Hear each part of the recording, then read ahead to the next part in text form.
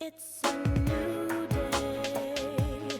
It's a beautiful day. It's one of those days everything goes my way. And the sun shines in the blue sky. Oh yeah,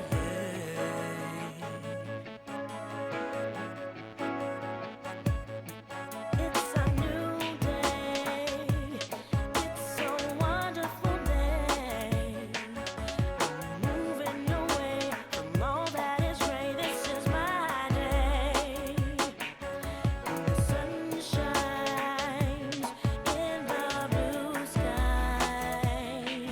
I'm closing my eyes. I'm so happy.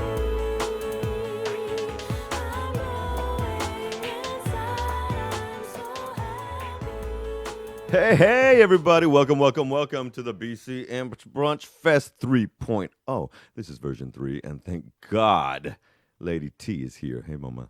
Hi. What's up? Hi.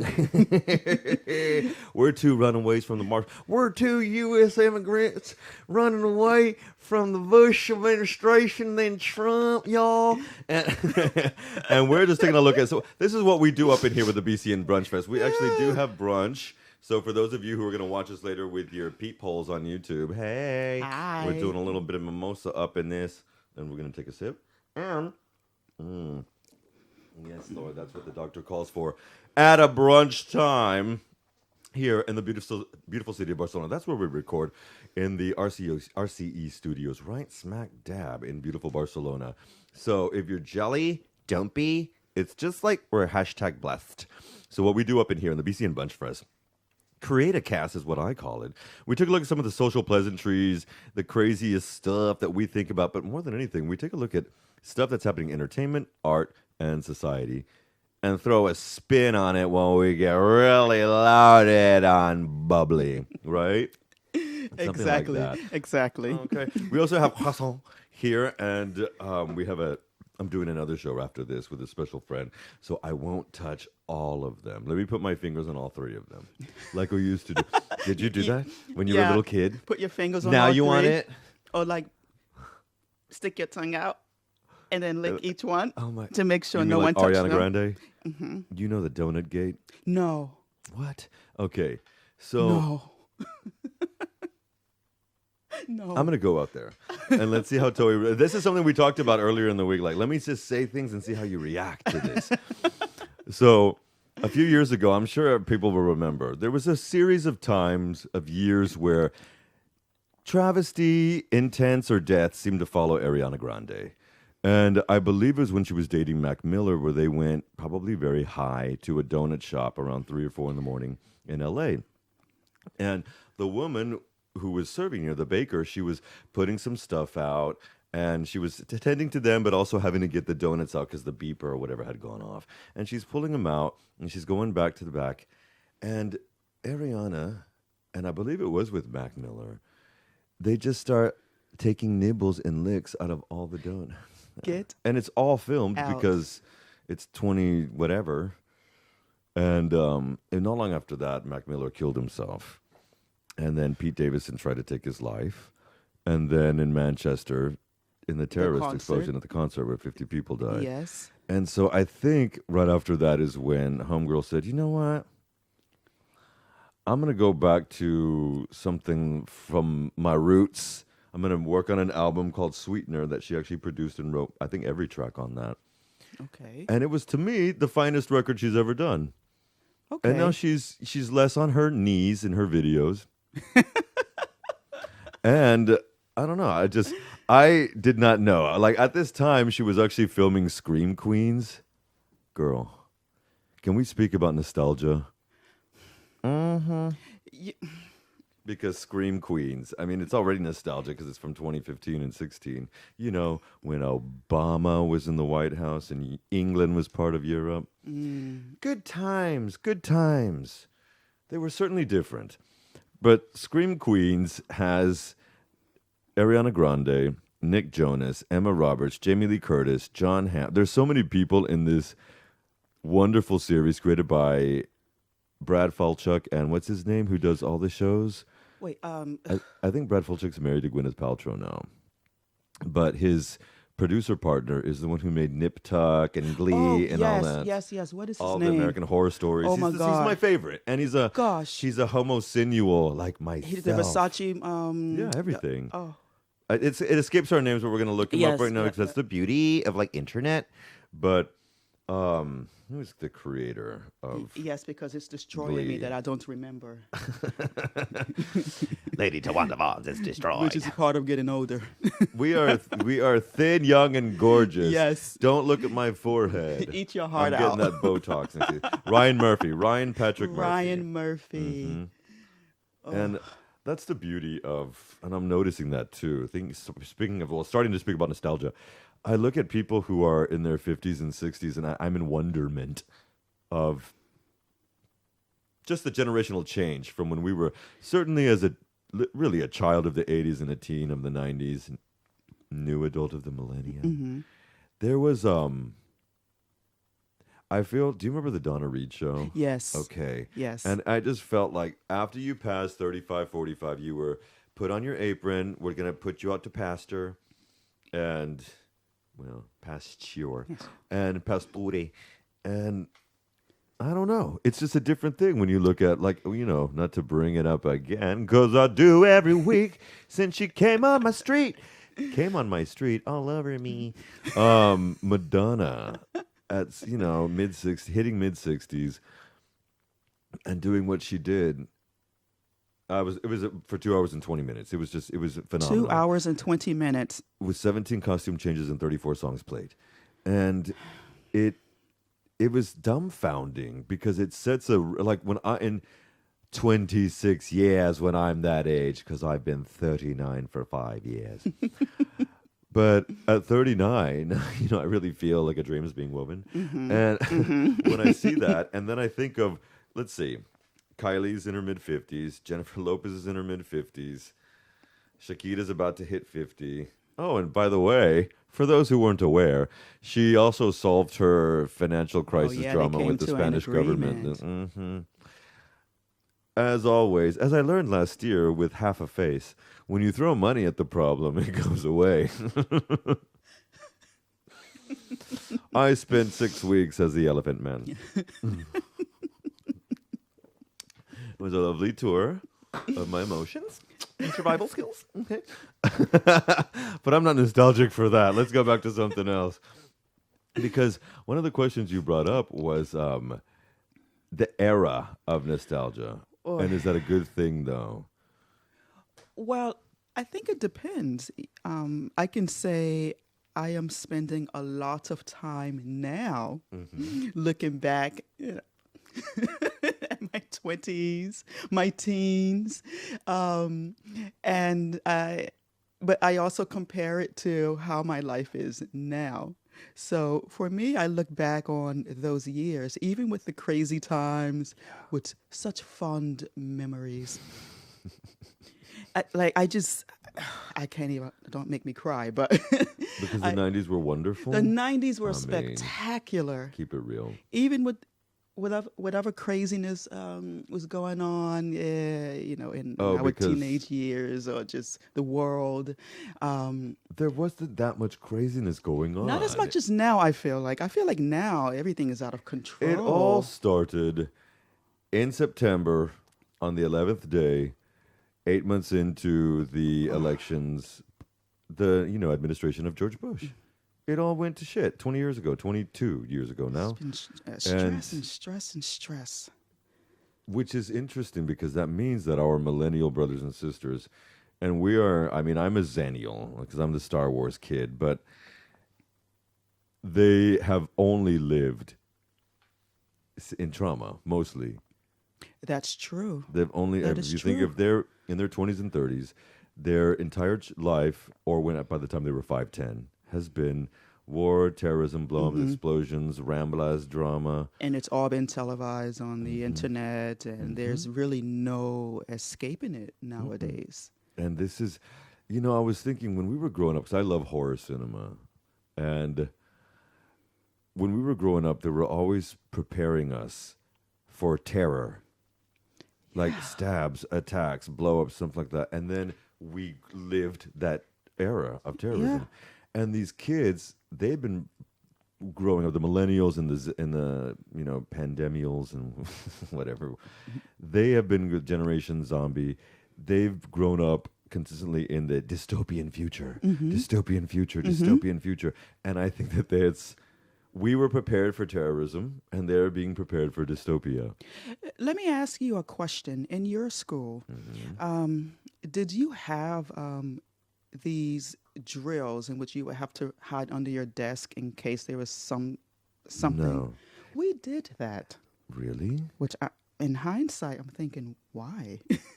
No. Yeah. We did not. And I don't remember. We did what fire we were- drills. Oh, I We love did when that would that. happen. Oh my God, yeah. During an exam, you're like, bitch, done. Let's go. I On still fire drill. get Look at excited over a good fire drill at work See? when I was going into the office. Nostalgia, y'all. Don't you wish there could be a fire drill in your lives? You know what? I can't be in this meeting right now. I gotta go. Sorry, I had to go. There's a I fire gotta drill take in my coat. pants. That's how I felt last night. Ooh. Oh, Lord mercy. We won't talk about that.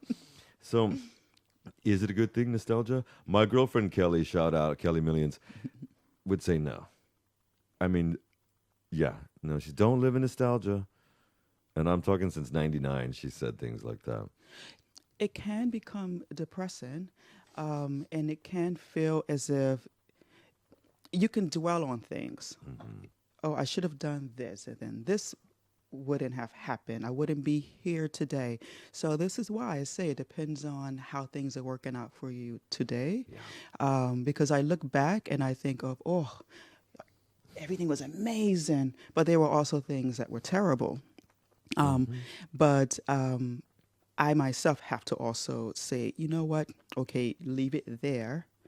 I am no longer at that place. I know I cannot do like a backflip or whatever it was I was able to do back because then. those You know, videos might prove otherwise. it's We've like, got the Fly Girls up in oh yeah, in the, the W speaking of the Hotel. fly girl, Okay, speaking of nostalgia. you know, Really quickly, I'm going to throw on one quick track because we can do that. Take it back. What? And there is a gentleman.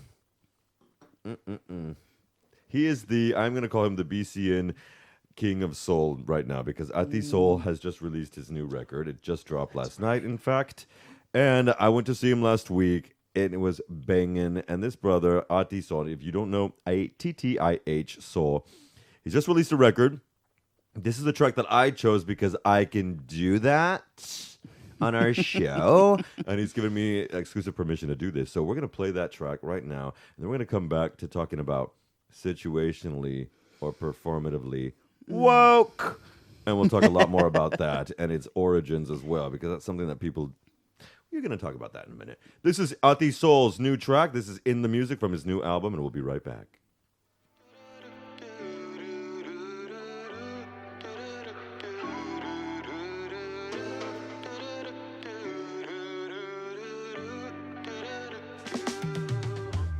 Ain't gonna write about a broken heart, 'cause I've been doing it again and again. I guess finding melodies for love stories has been the quickest way to channel the pain. It was hard to get detached and to finally get bashed of the scarlet spot, a wound on my chest. Now I'm happy, can't you see? Got this major key to see, and there's a joy that actually flows to my face. 'Cause I found love in melodies, and I found joy in harmonies. I fell in love with my best friend, she's Tori me.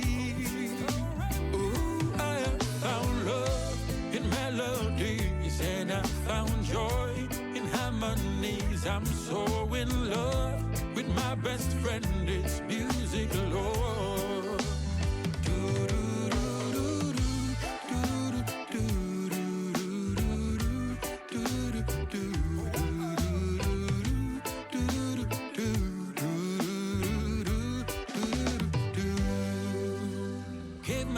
so my blood, my sweat, and time to things some people didn't do the same. I tried and felt, got frustrated, won't upset, cause I had given all of me to the wrong things. So I picked up my guitar, played a couple of tunes, and then I started feeling whole again. Now I'm happy, can't you see? Got the speech you keep a see, and there's a joy that actually flows to my veins. Cause I found love in melodies, and I found joy in harmonies. I fell in love with my best friend, she's Tori me. Ooh, I found love in melodies, and I found joy in harmonies. I'm so in love with my best friend, it's music, Lord.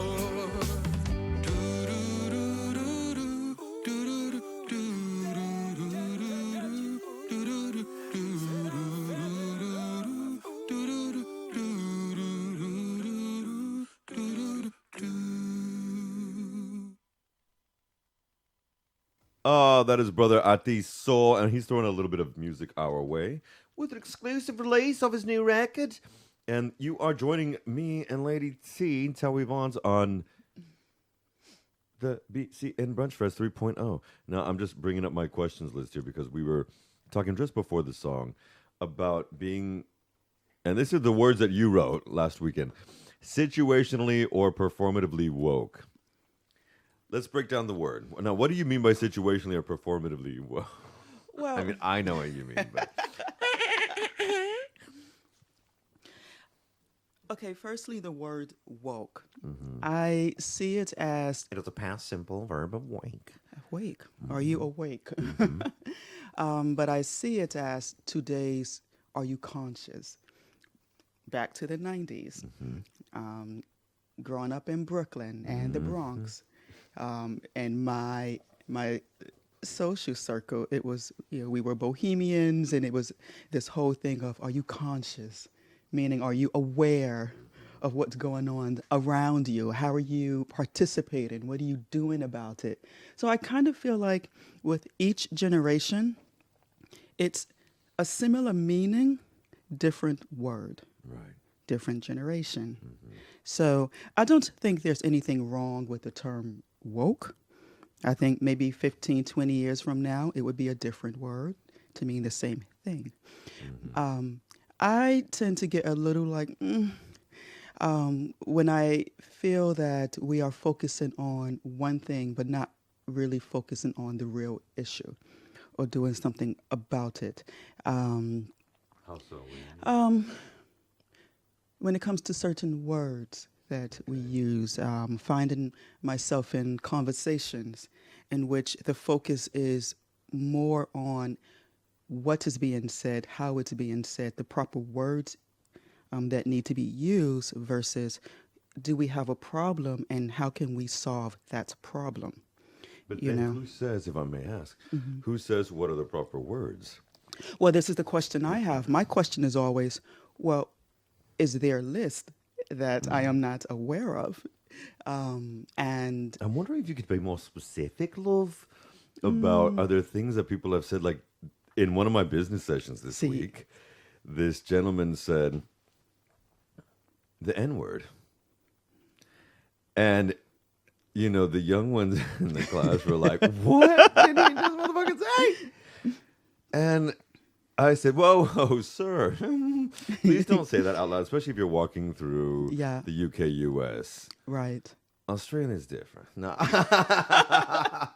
Motherfucker been crazy. I've seen Romper, Stomper. And, by the way, that was, what's his name, the fat one? Russell Crowe's first film. Oh, God. Horror bites about skinheads in Australia. And it was fun. And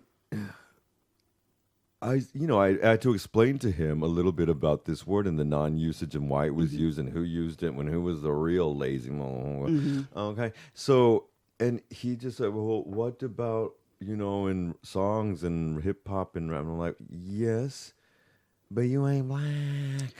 But can I say something about that? Mm-hmm. I mean, clearly it's a word that should not be used. I don't understand. There are a few words that should not be used and not missed. I don't agree with the notion of we can use it, but you cannot. I think we need to decide as a people, is it a bad word or not? And okay, maybe in the US, Europe, people who are non-black or people of color may understand that if I'm listening to a song and it's a part of the lyrics, maybe I skip over that one word.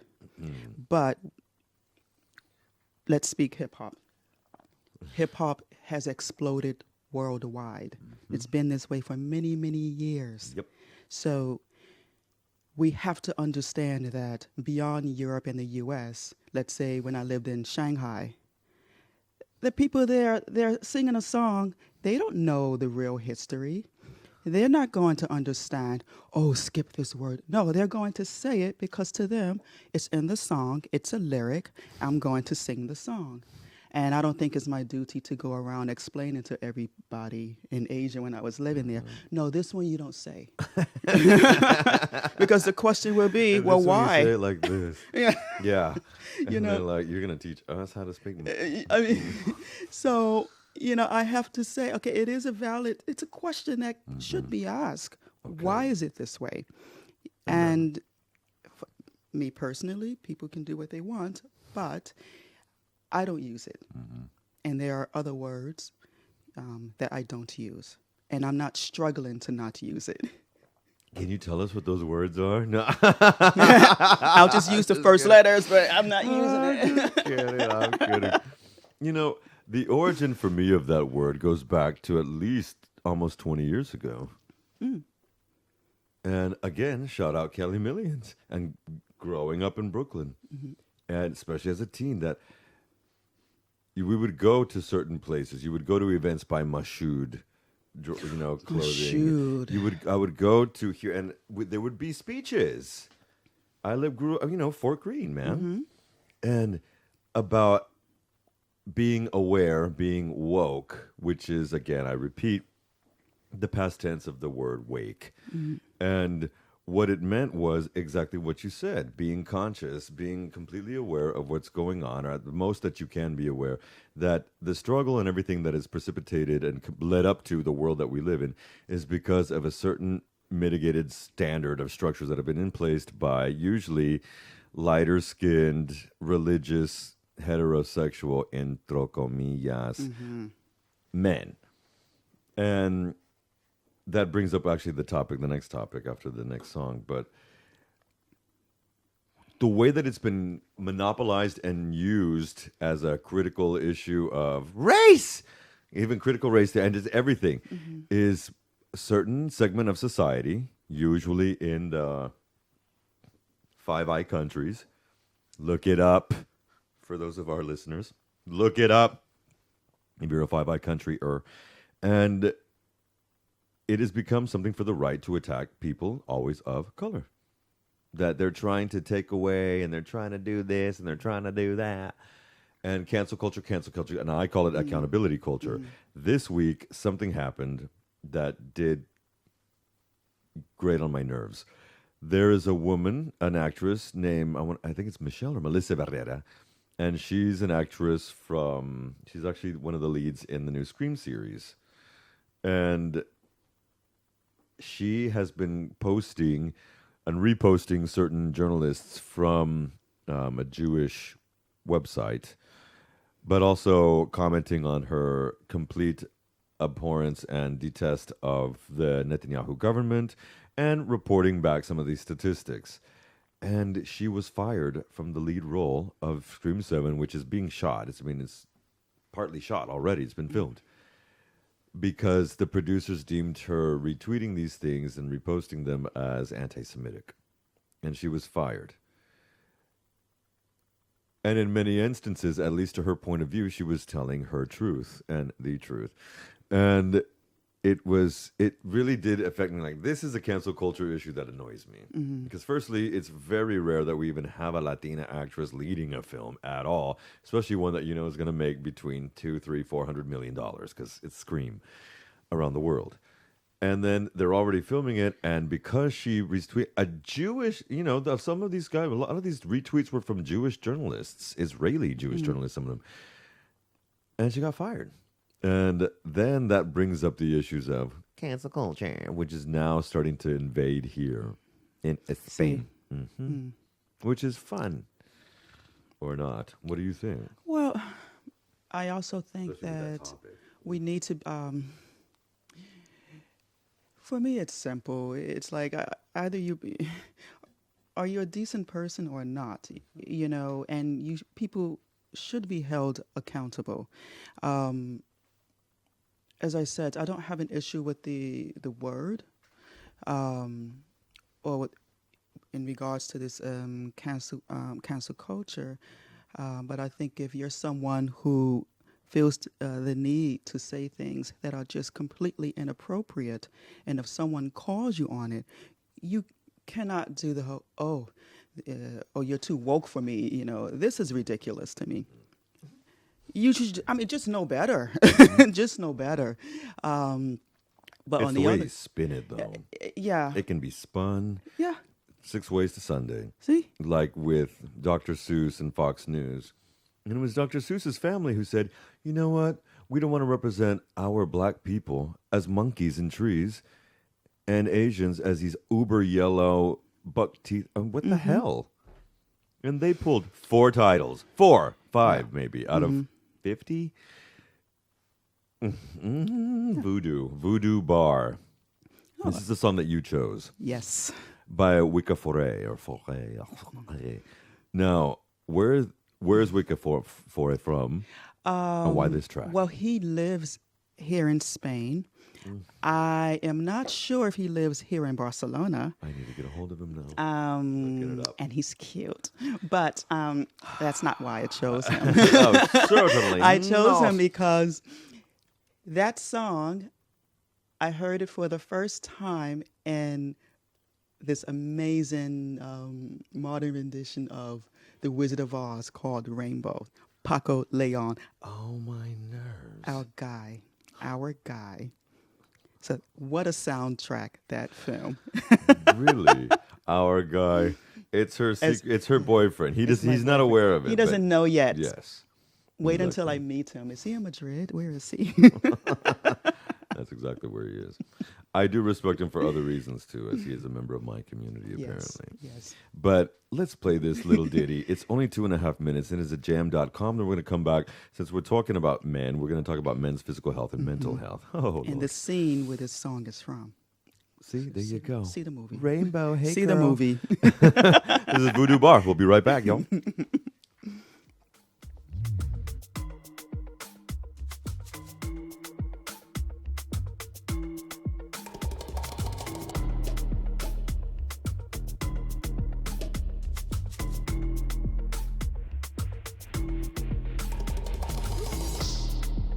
Wapa me looking, wapa me looking, wapa me looking, wapa me looking, wapa me looking, wapa me looking.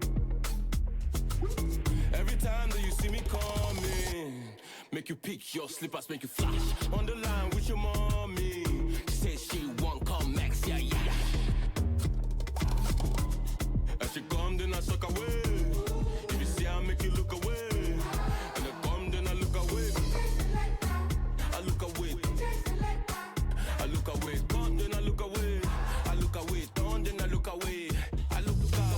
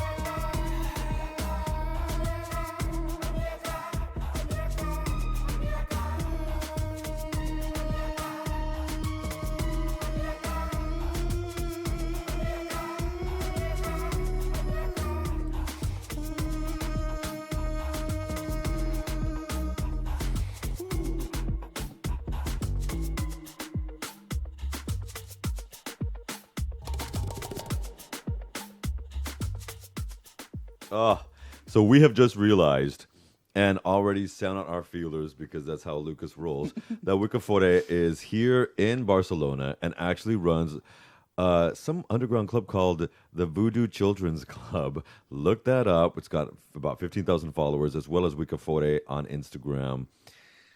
Let's get popping because I'm sure he'd want us to talk about men's mental and physical health. Go get checkups, please. Yes, please. Why did you say that? Why did you mention that one out of curiosity? My favorite Because I phrase. just feel that men should firstly recognize that their mental health is just as important as their physical health. Are you Not- acting like our brains are inside our bodies? I'm not sure. I'm not sure what to tell you. That's true. But I'm like, listen, guys. Firstly, be okay to cry. Mm-hmm. Stop with the man up business. Stop with the keep my feelings inside with this whole taciturn way of dealing with things. Stop with the acting out because you're keeping your feelings inside, which will come out in the most inappropriate way eventually. you already know. And from a physical standpoint, thank you. Ma'am. Listen, we women, we have to worry about things as we become like breast cancer. You know, as we become older, we think about the dreaded mammogram. You know, the Pap smears. The Ladies, menopause. the menopause, the perimenopause, which I just learned about like a year ago. Yeah. You know, and it's only Shout because out to the sisters. I mean, it's because I have a amazing group of female friends here who are older, and they tell me more things. mature. They're more mature. Well, some of them are like, I'm like, you guys are staying out too late. I'm just trying to stay on my sofa. But the same goes for men. That's funny. You need to go for that prostrate or prostate? Prostate. Prostate You need exam. to lie prostrate and then You- get Ooh. prostate check. You Oh, need to do yeah. it. Do it. You know, you need to check for other things. You know, and stop with Specifically. a lot of men don't. You know, they become afraid. Well, it's a total fear thing. Yeah. As But I a wonder. man, let me tell you, Well, I love my teeth. Americans are always proud of our teeth. U.S. Americans, well, Americans in general, we have good teeth. Mm-hmm. From Canada down to Tierra del Fuego. Roots. They say the blacker the berry, the sweeter the juice. And so, anyway, I think that I will go to the dentist in a heartbeat. I mean, it's like me da pereza, claro, which means in Spanish, sorry, English. It makes me feel like no, I don't want to do that. But going to the doctor can be laborious for me because I'm waiting for them to say, you have cancer. See. And I rebuke, I'm going to knock on wood because that doesn't even run in my family. But there are certain things that, why? You gotta do it. It's uncomfortable. I don't know nowadays how a prostate exam is given, but I know. I don't either. But But years I'm not far from 45. So, oh God, I just realized what I'm saying. And You're not 45. so I need to, if you have a history of this, and this is a thing that I looked up, if you have a history of this, you should, after 45, you need to get checked. If you're just a typical guy like I am, after 50, you need to get checked. And they just go up there, and apparently some guys really enjoy it. I am one of those men who is definitely not going to enjoy it, even though I am a member of a certain community. See, and some men will not go and get that checkup because of their that. issues with that, and that's a But problem. that shit makes me gay. That make me gay. I'm not gay. Yeah, I'm I'm not like, gonna if get you that. don't lay down on that table and get yourself checked out. That's why, girls, let me help you. Let me help you. Let me give you some clues right here about stimulating your minds. Because, you know, here's the thing.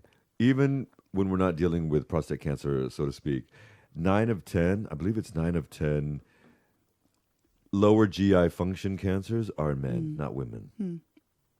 And I believe that a lot of that, especially the ones related to the poop chute, excuse me for being crass, I think a lot of that has to do with the lack of care down there.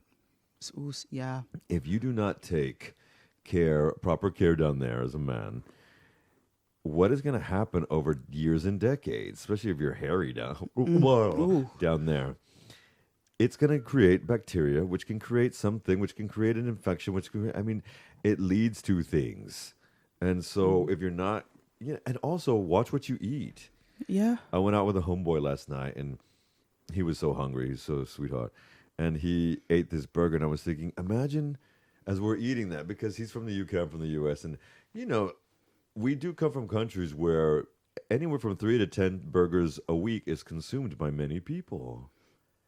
Think about What? that. There are people that go to McDonald's every other day, That I know. That I and know. or every day, as we saw with that damn documentary. Mm-hmm. And what is happening if you are consuming that daily, and swine and beef? And so I think it's important that men watch what they eat. Now, obviously, we live in a country, in a region of the world where we're really, truly blessed to have the kind of educational dietary mentality here.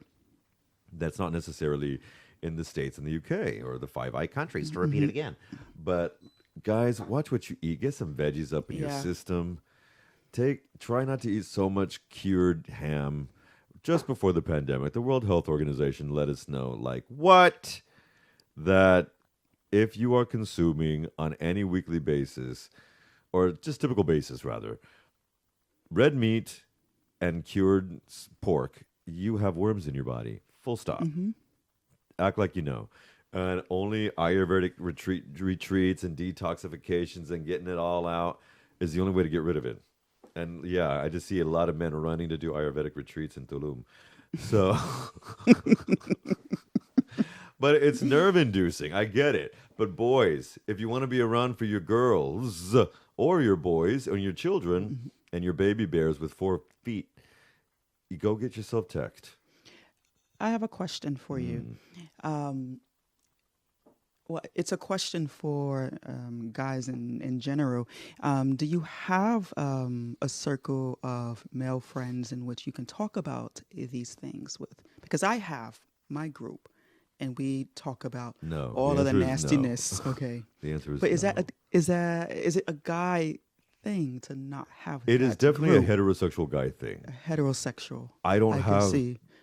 unfortunately, even though I'm a member of the community, I don't really have a lot of gay friends Mm-hmm. at all. So, but I think amongst those homosexuals, that I Mm-hmm. think around the gays, there's more flippancy to talk about it in a manner like, girl, Right. I am going through some shit. Especially, you know, when those who are more open about their sexuality or more passive or whatnot. Mm-hmm. There is, but because I've seen it on TV. Yeah. But again, I don't seem to attract gay friends. No, I do. I'm attracting gay friends. I'm going to say good things. I'm going to say good things. You gotta put it But, out there. Yeah, man. Shout out to all my brothers and all my sisters. And it's just funny because all my friends are straight. So that line from Little Britain, I'm the only gay in the up in Pucharca, where I live in Pucharca, I feel like that. Okay, really quick. I want to throw in this track, and we're going to come back and talk about me time, not in a narcissistic manner. But there's a song that I have loved since university by a band that pretty much nobody listened to in the realms that I came from. But it's a band called Lemon Jelly. And I love me some Lemon Jelly. And this song is a rather long track. They did a wonderful record. They did a wonderful series of records between the early 2000s, basically the first 10 years. And this one is called Nervous Tension. We're only going to play the first few minutes of it because it's a bit long. But then we're going to come back and talk about me time. We'll be right back. This is some Lemon Jelly, y'all. Ready.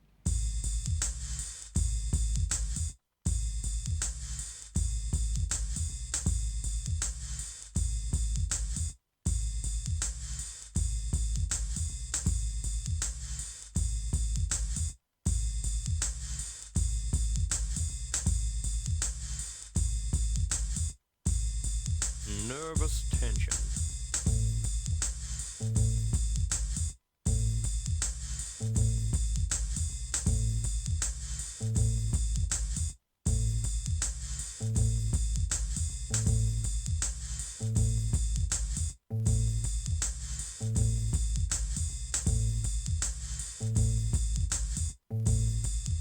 Nervous tension unseen enemy of the human mind. Nervous tension can cause you to lack confidence in yourself, to lose your powers of concentration, and to be inefficient in your work. Nervous tension can prevent you from relaxing, can spoil your leisure hours, and rob you of the sleep you need at night. Nervous tension.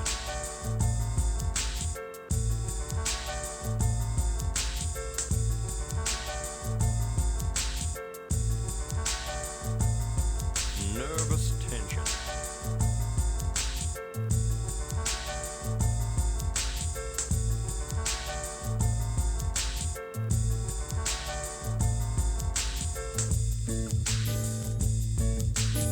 The purpose of this record is to train you in the art of relaxing both your mind and your body. Use it regularly. Train your mind through repetition to follow the suggestions. And then you'll be ready to progress to side 2.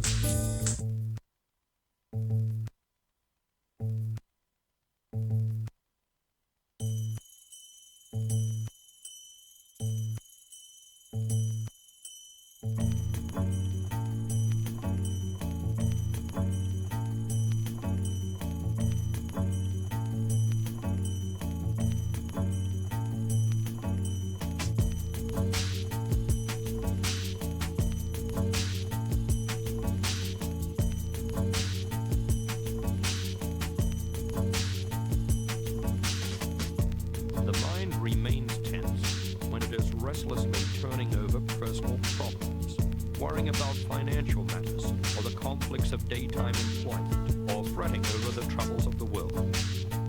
A mind so strained and tense cannot relax, even in sleep. The night passes in uneasy dreams. The body is not refreshed as it should be. But you can overcome this difficulty if you thoroughly relax your mind before you go to bed. Better still, you can learn to relax from time to time during the day so that nervous tension never builds up to an unpleasant degree. Nervous tension.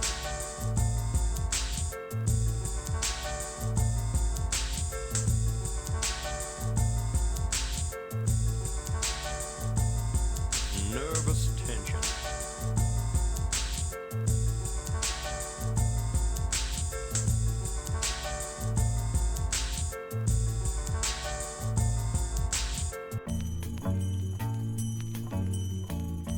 You will carefully plan your course through life.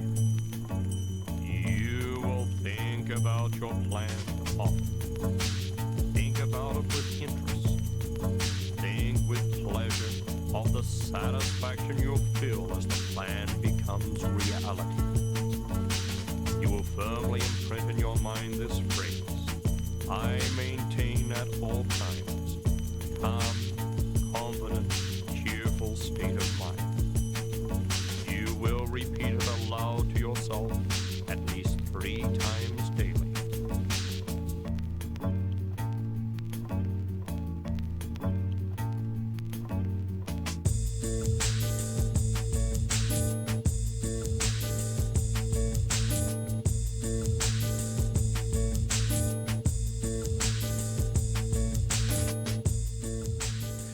We're like gonna start winding things like down. Let's talk about a few things because that's what we do. That's what we do, especially when the spirit of flowing. In fact, don't they call alcohol spirits and libations? Mm-hmm. Now, that was Lemon Jelly with Nervous Tension. Look them up. Slowly and surely, their music I has didn't know crept that. onto the streaming sites. Me time, but not in a narcissistic manner. Solo dates, out on the town by yourself, travel, nights out. On your lonesome, but not lonely. What did you mean by that? You wrote that earlier this week to me. I think it's important to be comfortable with being with yourself, with your thoughts, without any interruptions. And it allows me to actually be around other people eventually. But, you know, I can be quite social, but I need to balance that out with my own time. So besides spending alone time walking, I walk a lot. And everyone thinks there's something wrong with me because of how many kilometers I can do in a day by accident. But it's my time, to have my silence. Taking myself out on dates. A day with the city. A day with the city, and you go, and I'm not saying, like, I like to sit at bars and order a whole extravaganza, whatever, have my drink at the bar. But I also like to get dressed up. Maybe it's a night at the opera or a show, but before the show, I go to a nice restaurant. I sit at a table and I order my meal. A lot of us tend to think, oh, that's sad. Or maybe everyone's going to stare at us. I don't think people are always thinking about us. Just People don't show give up. a shit. Mostly in your life, you'll find out that people don't really. Yeah, just do it. You take a book. Well, nowadays everyone's on their phones, but be comfortable with the silence. It's extremely important because there's a lot going on in the world. There's a lot going on within your personal life, your friends' personal lives, and it's just a lot of noise out there. Totally. But if you don't take that time, then you're always feeling, like, okay, obligated to something, or, Totally. don't be afraid to go to concerts alone. Love that. that. I love a good concert Yeah. alone. Alone. You And know, a movie, a good movie. A good movie. When I lived in the States, we had matinees. When matinees were actually cheap. I remember that. Or the dollar cinema. Oh my remember God! the second one? Come on. Yeah. Shout out, we do have something similar, but it's also more avant-garde. It's Texas Cinema in Calle Girona in Gracia. Yeah, Texas Cinemas. has Ooh, reopened I don't know as about well. that. Uh-huh. And also Cinemas Girona also do sometimes I like a see. run and certain things. Yeah. I love it. Just go, sit alone in the theater, enjoy your movie. Then go for a nice brunch. So that's all to say that we should be comfortable with the silence, and that's my thing. A lot of people, my friends know this about me. They know not to invite me out sometimes because Towy, what are you doing? Nothing. I'm on my sofa thinking. I'm busy walking. Exactly, though. I need my time, and then I can be that better person for myself and for as a friend to someone else. And also, know? don't be afraid to. Oh my God, that was so funny. My homeboy last night, he was like, "You're dressed so smart," and I'm like, "I'm always dressed. Don't leave." I mean, I might run down to the Bompreu or Consum really quickly, but I'm not gonna be wearing flip flops and socks. I'm gonna look a little bit because I just wasn't raised that way. That's the And I other was thing, thinking, yeah. I don't look smart. I've been wearing this all day. Thank God he doesn't know. But yeah, that's the other thing. Dress up, even if you're going out alone. dressed. Yeah. For success. She's dead now. So you just put me on an emotional roller coaster. I'm like, and then you said that, and then I'm like, oh God, she died, and then Dolores O'Riordan died, and then all those girls with short hair. No, don't cut your hair if you're a singer. You're giving your power away. You're letting the terrorists win. I remember one day reminds me of Brooklyn. child. Okay, so we're walking down Manhattan streets, and it was right after 9/11, so it was probably Christmas time, 2001, and we were walking with my older brother. My twin and I were walking with my older brother, and we were talking about something. And my brother Roddy, he just stopped us all of a sudden. You know, like when moms put their hand out in a car thing, he like stopped us, and he's on the street, and he said, "Matthew," to my twin brother, he said, "if you don't go downtown and start spending a lot of money, you're letting those terrorists win." And it was all in good fun. Terrorism. But the thing was actually a co-option of something that he had co-opted a phrase from George Bush, who was saying, "I want to urge everybody to go out and spend money. Don't let the terrorists scare you into not spend." He also, right after that, by the way, he changed the schedule. Like, we've all in the West been on the same daylight savings time thing forever and ever and ever. And he pushed it back between 2 and 3 weeks so that there would be more sunlight I for shopping. remember that. Because it used to be always in October. Was that the reason? And yeah. So there would be more because we needed to keep as much daylight hours because it makes people go out to That shop caused more. a lot of confusion. You can't confuse the U.S. Americans. That caused We're a so lot of smart. confusion. All right, before we wrap it up, I do have one thing I want us to play because there's another track that I love that you threw out in there called by Rim Kwaku Obeng called Love Me For Real. Now, it's a long one, so we're only going to play 3 or so minutes about it. Then come back and say goodbye, and then say goodbye. And we'll go into a lovely jazz track, actually, by George Gershwin. But why did you choose this Love Me For Real? From the same movie. See, You see the theme here. You see the theme here. Rainbows, Paco Leon. And it's a quirky song. Is it from the 70s? Well, yeah, the album cover looks like it's from the 70s. I'm going to look that up. But it's a quirky song, and maybe it's a reflection of my life. I don't know. See, if we're going back from the first I thing from don't an know. hour ago, nostalgia for me is the 70s and the 90s. Obsessed with that. But- This is a quick ditty. We'll only play a few Yes. minutes of it, but it's See. Love Me For Real by an artist called Rim Kwaku Obeng. Obenj. G. We'll be right back.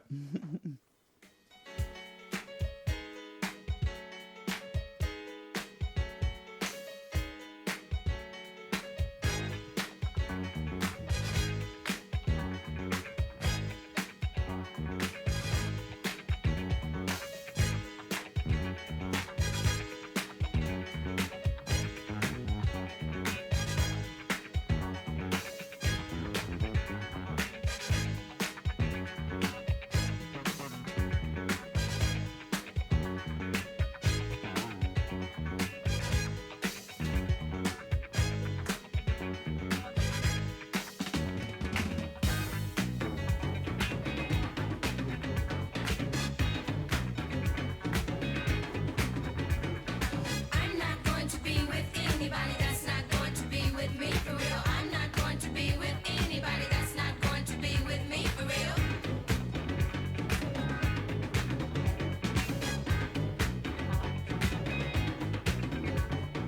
I'm not going to love anybody that's not going to love me for real. I'm not going to love anybody that's not going to love me for real.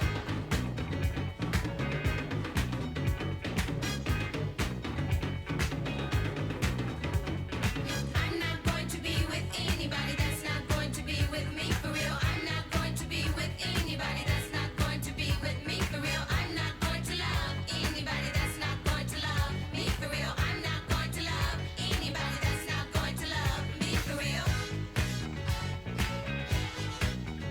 I don't need corner love. I don't want corner love. If you love me, you gotta love me for real. Like it is. If you want me, you gotta want me for real. Like it is. Not hit and run. No way, no way, no way. Like it is. 'Cause I'm not a car. So you can hit me and run. Like it is. If you say you love me, then love me forever, forever, forever, ever. Like it is. Like it is. As soon as you do that, the door is open for you, baby.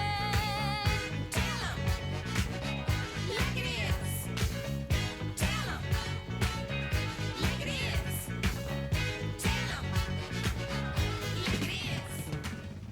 Ah, yeah. Okay, so all of this music that lady, well, not all of it, but a couple of the tracks that we played, they're coming from this movie, Rainbows. So we're going to shout out, before we drown out, we're going to shout out Paco Leon, who is Towy's secret husband. Yes. And Paco, I'll tell him later. we're going to talk to you, sir.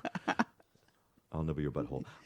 So speaking of that, go get curiouser and curiouser. If there's anything that we would like here at the BC and Brunch Fest for you to walk away with, it's think about what you're thinking about and go get curious, y'all. Especially for those who are, I feel like, under our generation. You know, those 16 to 30-year-olds. There's this semblance of not being curious of life and going to explore. And I don't know. Well, Rhapsody and sad. It's like, don't overthink it. If you want to find out about something, explore What do it, you mean? What do you do think it. Don't. Just don't. It's really hard You for some know? of us. Yeah, it's like, oh, what would they think? Or this is what we don't do this. Just do it. If you have that curiosity, go for it. What's the worst that's going to happen? Amen to that. And those are wise words from a wise woman here Thank you. at BC and Brunch Fest version 3.0. My loves, we're going to wrap it up like what? We'll be throwing this out on Al Gore's interwebs and soon on podcast forms as well. So thank you, Lady T, for joining me here on the BC and Brunch Thank Fest. you. Thank you. And we're actually going to do something that I rarely do, but there's a movie coming out with Bradley Cooper about Bernstein, Leonard Bernstein. And again, Bradley Cooper's playing a man who's straight but was actually gay. Just saying. How fact and fiction go together. It's like fun. Bradley, you're going to have another kid with Arena Shake like we can't smell the closet. But anyway, this is a different... I can smell closet. We should have smelled it in here when we walked in. I said, Jesus. But we're going to play you off with something that's now in the public domain. I said Rhapsody in Sad just a minute ago. This is Rhapsody in Blue by George Gershwin. Folks, we love you. We'll be back in a few weeks just before Christmas for another show with us. Ciao to the people. Ciao, babe. Bye. Bye. Where am I looking?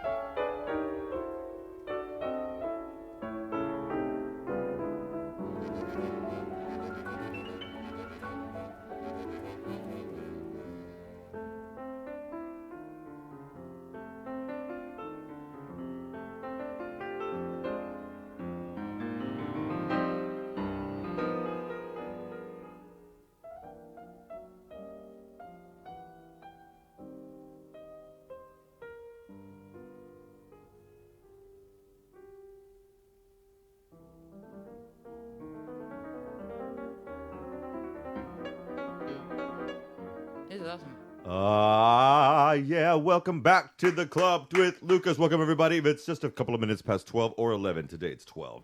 It's time for the club with Lucas with me. Hi, everybody. I'm just coming off the back end of one of our creator casts, and it was like super fun. Shout out Lady T, who's maybe a spirit hanging in the corner of the studio.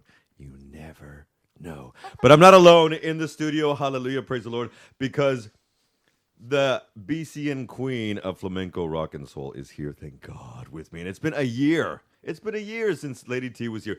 We have two Lady T's, Tori, Sparks. Thank you so much for joining us here. I'm going to do my own one-man Thank clap. you. And I'm sorry that I interrupted the scrounging of a delicious butter croissant. Folks, by the way, why not just tell the good people, when you come to Spain, well, mostly Catalonia, actually. You look so guilty right there. Yes. El meu país es molt petit. But when you come to Catalonia, you need to know that the majority of your baked goods are made with pig lard. Mm-hmm. This is a throwback, an offshoot, actually, still from the war when having butter was very expensive. But That's why it's good. 90 years later, they still do it. It's almost like Franco was still alive. And so this is, and also Thursdays is paella and or in Catalonia feijoada days. Why? Because every Thursday, Franco would travel and he wanted to appear in any pueblo in the country, and he wanted to be served the paella of the pueblo or ciudad. Well, ciudad. And that has become the customary. So you walk around on Thursdays and notice every menu del día is going to either have fideuà or paella on it. Now, fideuà, they do that because Catalonia is some different. But welcome to the club with Lucas and a little history lesson. Isn't it fun? Did you know that? Somebody who's like one of those super vegans just got like a heart attack now as they're eating their croissant in the morning. You got to warn people before you destroy their cultural concepts. You know what I'm saying? Okay. Well, your cultural concepts have been destroyed. Yeah. Welcome to, did you ever wonder, vegan person, why the top of the roof of your mouth, we call it the roof of your mouth, right? Well, you know, the thing is that every food product you pretty much ever try is, like, for example, Ben & Jerry's ice cream was going out of business when they first started. Not now, years and years and years and years ago. Back when they first started, was it Ben & Jerry's, Haagen-Dazs? I'm pretty sure Ben & Jerry's, because it was an American company. And then they started losing all this money, and so they added, I forget if it was a third more sugar and twice the fat, or twice the sugar, third more fat, something. And now they're fine. So just goes to show. Did you see that was B&J? I Bartles believe and so. James? I'm just kidding. Ben and Jerry's? I believe so. I know it wasn't JB, so I don't know. Okay. Because also, did you know that Haagen-Dazs is actually an American company? It's from New Jersey. Well, it might have been them then. Some ice cream company. It's from New Jersey. Ice cream. By the way, also, for those of you who are vegan and eat jellies, like gummies and things, it is not vegan. But You're so funny, man. Haribo is now making a vegan, which is made with pure fruit juice and a solid pectin that's from whatever, like normal. It's not from the gelatin of bones, I think, from horses, right? Is how they make it. Delicious. But anyway, thank you for being here. You're like, today. that's your intro, Tori Sparks. Welcome to the show. Thank you very much. I'm so sorry, vegans. It's nice to meet you. This is not my fault. This is not Tori. Where have you been, madam? Well, I feel like we haven't seen you in forever, dear. you know those movies where you'll see like the friends hanging out or the couple kissing each other goodbye in the morning or whatever. Kid goes off to school. The mom's like, "Love you, honey. See you later." And then it's the apocalypse. It's been kind of like that. Like I saw you last year in the studio, and then it was like the apocalypse. But basically, I've had. No, for real. And then, Yeah. but the only thing is real. that all the men that they've cast as like my love interest have not been nearly as like tall and good looking as the ones they put in the tall, yeah. But I believe the Hollywood men, like, I just want to call the casting director and say, the next time I have to star in the apocalypse, can you not give me that guy, please? Because the chemistry was just off. But no, I had foot surgery a couple times, and I was recovering from that. There was a point when I was in bed for almost 2 months, and then we were touring once I recovered, which was great. We were in Germany. We were in northern Spain. We were doing all this stuff. We being myself in the band. I was super excited to finally be back to work. Me being myself in the band, exactly. Yeah, me and my children's. But then I had foot surgery again, and I also had a hemorrhage in my vocal cords, which if that sounds horrible, it's because it kind of is. And then I had COVID, and then so I've been recovering. I haven't had a voice for the past 3-4 months. So I've been with doctors and vocal therapists, and I know a couple people that think I'm lying, and they just think I don't want to hang out with them. But right now is the first time that I'm able to do like radio interviews and have conversations. I couldn't talk for weeks, so I'm happy to be There you back, and go. I'm grateful to the I'm so professionals who grateful. helped me. Yeah. And I will apologize for the intro, the nerd intro. It has nothing to do with this. I was gonna say the kava's talking because I have nothing to do with Franco and jellies and everything. Exactly right. And I think it's actually coming off the back end of this very socially based conversation that we had. Now, when we talk about being able to perform, though, because of the situation that you just had to deal with, I mean, can you practice at all in your home? I mean, can you do anything besides talk like this? Well, that's one. Well, no, it's even worse, you said. It's worse to whisper, yeah, actually, Please. because for those who don't know, your vocal cords, if you pass a lot of extra air through them, tires them out. That's why if you whisper, it gets tiring. But no, the beginning of the summer was a little bit difficult because we still had to. Well, midsummer is when this happened, and I still had to play shows because we had tours, we had gigs in Pueblo Español. So when the hemorrhage first happened, I just had to keep doing the shows. So you just kind of sing below, like Nick Cave style, do all the. Because I didn't want to let the band down, and had it been physically impossible, of course I would have canceled. But I could do it. It's just I sounded like like a transvestite, but it's okay. Not the first time someone has thought I was a man, but I'll tell you that story after because I think you'd appreciate it. But so we did the concerts, and plus I couldn't get in to see a doctor because it was August at that point, and Spain, and everyone's on vacation, and good luck, no one gets sick in August. So. By the time I found, well, because the public health people said we can see you in like 2 months, and all the specialists were on vacation, and they're like, you can see our intern. I'm like, no. So by the time I got in to see a doctor, right? By the time I got in to see a doctor, it was like the 1st of September. Reenacting that's too good. And the hemorrhage was mostly all right, but because I've been singing on it, my muscles were kind of spasming. Yes, ma'am. And then COVID, which is awesome. And then, so, between all those things, in the beginning, I couldn't talk, I couldnend sing, and Did it hurt? it I did mean, well. you say hemorrhaging? That sounds horrifying. It doesn't hurt because your vocal cords don't have any nerve endings in them. Actually, that's why you often damage them without knowing it. It's the muscle. If you ever feel like your voice is, or it's the muscles around them that are stressed, not your cords themselves. So as a result, I was able to kind of do a bunch of exercises that I already knew as far as taking care of your voice goes. And then I've been to 2 different therapists and 5 different doctors. And between all of them, some of them didn't take me seriously. A number of them didn't. They said, singers are emotional people. It's probably all in your head, or maybe you... Oh, boy. Maybe you... What was my favorite one? I put this on Facebook recently because I thought people would laugh, and they have, but they've also been horrified. Stuff like, if you would just learn to relax and manage your stress, maybe you'd be fine. Maybe it's a hormonal thing because, women... No, please. Well, lots of stuff about women. Like maybe one compared me to a chicken. He said women are like chickens when they're confronted with adversity, like when the hen is confronted by the rooster in the coop, like to mate. Some freeze up and some run away and some fight back. So maybe you're that hen that freezes up, and once you learn to relax, you'll be fine. I mean, these are professional people that charge 140 euros a visit. So women doctors too, not just men. So I finally found a good one. His name is Dr. Andreu Claros, and he's the only one that took me seriously and found out it was all these other things. So I don't know how to respond to this right now. I mean, if you could see the ghost in the corner, it would. I can't. Yeah. Well, it but just this goes to women don't always get taken seriously when it comes to pain, and the voice is a tricky thing to diagnose. I get it, but I wish that more people would just listen. It's like if I came in this morning, like I did actually, saying my stomach hurts. Well, could be I'm nervous about being on the radio. I could have stomach cancer. So listen to me, not you, but the medical professionals, So I posted this on the internet because, as you know, I use Facebook mostly to promote my work or other people's work. But in this case, I thought it was important people knew. And it's amazing how many people have written me saying, oh, my God, I had the same thing. No one believed me. They always thought I was being an emotional singer chick. And so, bad experiences give you the opportunity to tell other people, you're not alone. So that's been good. And it's taught me a lot more about vocal technique, which is good. But it's been uncool because it's been 3-4 months without work. And I've been Working artists need to work. I've been producing people and stuff. I just haven't been able to perform. And now I'm almost back. But still, it's amazing to go home and not be able to sing a song I wrote 20 years ago. Yeah, exactly. It's just weird. But it's coming back. It's almost there. But it was very, very scary and very depressing. And I've been indulging in things to make myself feel better. Like I bought a lava lamp.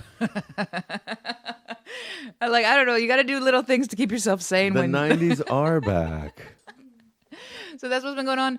But it's just the reason I'm explaining this is not to complain, but so that people know. Like, if you, first of all, they know if I've been gone for 3 months, that's why. And second, just I feel like this is one of my new things that I'm trying to express to people, that when it comes to your health, as a performer, as an artistic person who needs to have their emotional health intact as well, not just physically, but also doesn't matter if it doesn't matter if you work in a bar, you work in a bank. I mean, just don't let the powers that be make you feel stupid if they aren't listening to you. It's just stand up for yourself. It's really important, you know? It's actually something we spoke of an hour ago about go get checked. Just go take care of your physical, but also your mental health too. And I'm wondering, when you're dealing with things like that, how do you stay mentally, with mental prowess during all that type of drama and trauma? Well, I don't always, I'm lucky because I had a good example in my mother, who you've met. Who's a shout very out, Mama. strong woman, but also a strong woman with empathy. She's like the boss lady, but she's also takes care of other people, and she's wonderful. So I've had a good example in her, but there's times when you just can't handle it, So you have to learn when you need to rest. Like, I've been sleeping a lot. You have to learn when you need to rest. You have to learn when you need to take time off. And I don't mean necessarily like 2 months on the beach, which would be nice. But, if today I can't, just watch Netflix. It's not bad. You're allowed to rest and rely on your friends. I've been lucky to have very good friends in my life. Do you think for workaholic U.S. Americans, this is one of the reasons why we have issues with not resting? I think I used to love being hyperactive, productive. It used to make me really happy and feel fulfilled. But I think, at least in my case, one of the things that makes me feel less fulfilled when it comes to just this constant never ends input, stuff to do, it's because before it felt productive, and now so much of it is like social media and all this random crap that in the end, the amount of effort you invest in it doesn't always end up showing you a result. The same thing with booking a tour, by the way. But it just seems like, all the Well work, said. none of the work is focused. It's not about like completing a project. That's why I like working on an album or something. It's a project. But when it comes to so many other things you spend time on, it just feels like throwing your energy out there, at least for me. So it makes me quite stressed, and you feel like you have to do 100 million things at once. Yep. I don't know. Yep. Or maybe I'm just old now, but No. Perdona. I don't know. Perdona. No, but I think because before I felt like my work was for a reason, and I don't mean my work as an artist, musician. I meant all the day-to-day admin. If I have 2 seconds, I'm gonna answer an email. It felt productive. Now it just feels kind of like I'm just, I don't know, like you're like a hamster. And laborious. Yeah, so Laborious maybe it's with- that. Yeah. Mm-hmm. But also, I think Americans also used to believe that if they were tired, it was proof of that. That you've done everything you can for your job. But these days, the work smarter, not harder idea, right? It's hard for me to do that because my habit is the other way around, but I'm trying. That brings a whole other issue that I think we may have to talk about in another segment. But new kids, new workers on the block, new kids on the block. I don't know if you deal with younger artists sometimes, but do they have the same work ethic? Well, no, and that can be both good and bad. On one hand, they don't waste their Fair time, enough. Fair enough. A lot of them don't waste their time on stuff that I've wasted my time on, that they know, like, this is pointless. You're not going to pay me. I'm not getting off my couch. So that can be good, because a lot of artists have trouble respecting themselves, like understanding my work has value. You called me.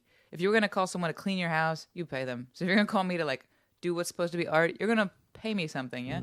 So that's cool. But then on the other hand, I do see a lot of people who miss opportunities because of that mentality. It's like, well, my art has value. I'm like, it does, but we're talking about creating a space for yourself in the market, which has nothing to do with your soul. It has everything to do with, can you make €1 or $1 from this right now? And that's cold, and it's not reflective of you. It's not reflective of your art. Like Prince, for example, amazing artist, also amazing businessman. David Bowie as well, Madonna as well. Yeah. You got other artists, though, who Taylor are Swift. Taylor Swift, exactly. But you have other people who are fantastic artists, and they're just like terrible business people. And they probably were just as good. I don't know about Prince, because he was like kind of an alien, but they were just as good as maybe somebody else, but they never were able to professionalize what they were doing because it's hard to do. Britney Spears. So, yeah, for example. But speaking, you about 5 minutes ago mentioned something about new music. Might there be something new down the pipeline? Well, now that I have a voice, and people are listening to me thinking, you sound fine, but About a month ago, I could only talk for 10 minutes, and then I had no voice. None. It was just gone. So now that I have a voice, I'm starting to work on some new music finally, because I'm not sure if the band is gonna be like, yay, new music, this is exciting, or if they're gonna be like, we already know songs, we have to learn more. So, but it's about time, because the last release was 2 years ago, and I like to release something every 2-3 years. And the last release was kind of cheating because it was another live recording. So now it's time for new material. Yeah. Well, and it was a different time too. Do you feel that now? Because I want to get to one of the tracks now. But do you feel that? Okay, we've moved into the old new era, post pandemic. Well, no, just I feel like it's not even a post-pandemic thing, but as a musician, every time you release an album, it's like having. Okay, this is gonna sound terrible. child. I'm gonna say it's like having a baby. People, I have never had a child. I don't want to imply that I know what that's like. But imagine you grow this thing in your body for like 9 months. There's all these beautiful and terrible side effects of this beautiful project that you're birthing, right? And then as soon as you have it, they're like, "Oh my God, it's so cute. When's the next one?" You're like, "Fuck you! I just did this." So I mean, it's with an album. If there's a while where you want to live in what you've managed to somehow, in spite of it all, create with the people who are on your artistic team, right? Yeah. But now, after a while, it is time to do another one. And I just, in the case of the pandemic, we recorded the last Out Live album, El Mar Electric, was kind of an homage, as they say. homage. I can't speak English. to all the time that I'd spent in Barcelona, because at the time it had been 10 years. And all the influences, the artistic influences from Nashville, from Chicago, from here, from there. And to sort of say, it's been 10 years here. Thank you. And this project wants to kind of do like an end of the era sort of thing. So it was a live recording with a bunch of people, and there were new versions of songs from our first album, El Mar, and some other songs as well. And that felt like just saying kind of a thank you to people who've supported us. But now we got to do something else, yeah. Because we're also coming up on the 10th anniversary of El Mar, if I'm not mistaken, Yeah, right? good job. Yes. Thank you. And so this actually is a track from that live record. This is Until Morning, and we'll be back in about 45 minutes, everybody, with Lady Tori Sparks.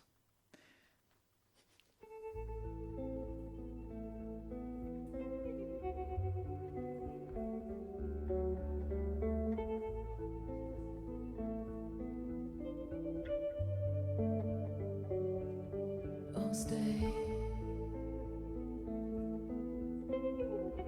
just for a little while. Let your smile be the light in my room. Give me until morning.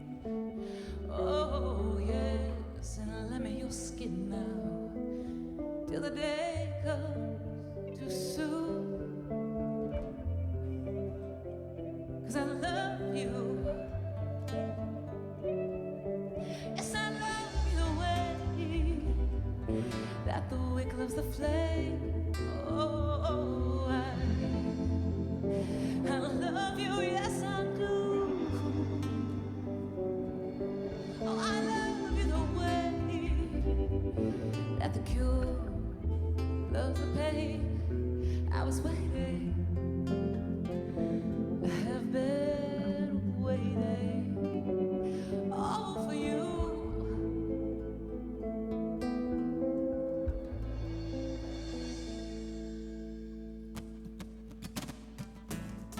I've been waking up cold. I've been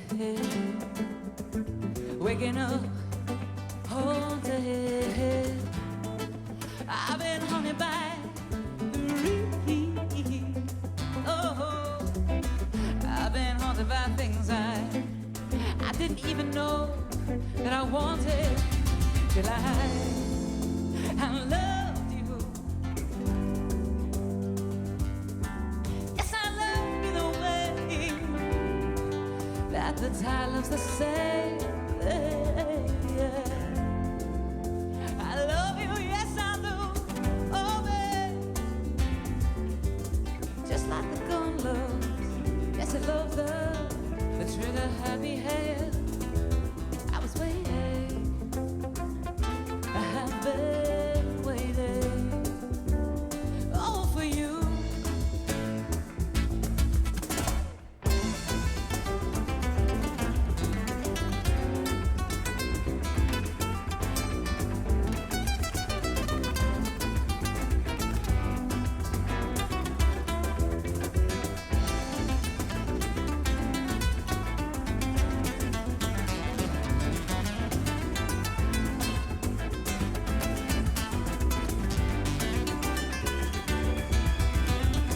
Yes, I love you. Baby, I love you the way that the crackles the train. Oh, oh, yeah. I love you, yes, I do. All these years, babe, I didn't know what I didn't have until I learned your name. I was waiting, I have been waiting, I was waiting. Oh, yes, I have been waiting. I was waiting, I have been waiting, I have been waiting, I was waiting for you.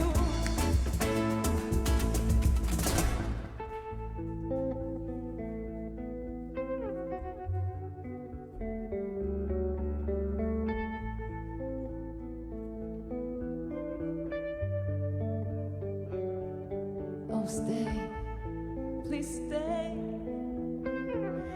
just for a little while.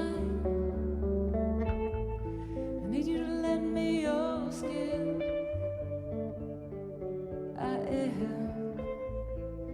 I'm watching you sleep. Oh, as the day creeps in, as the day creeps in, oh Lord.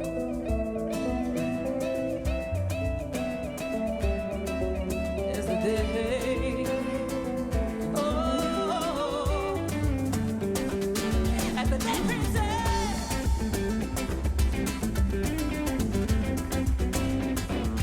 As the day creeps in, oh yeah.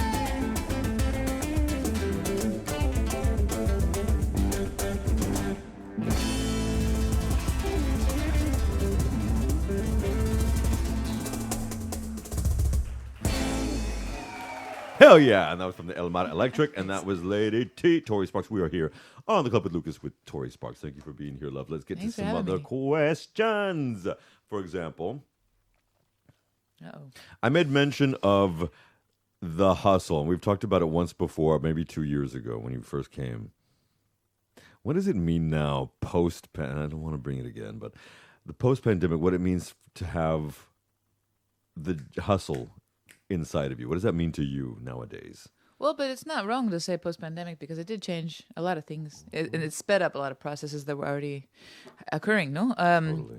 Well, it's just, the thing is, it means something different now because so many things are considered to be, there's the option of doing them in person or online, you know?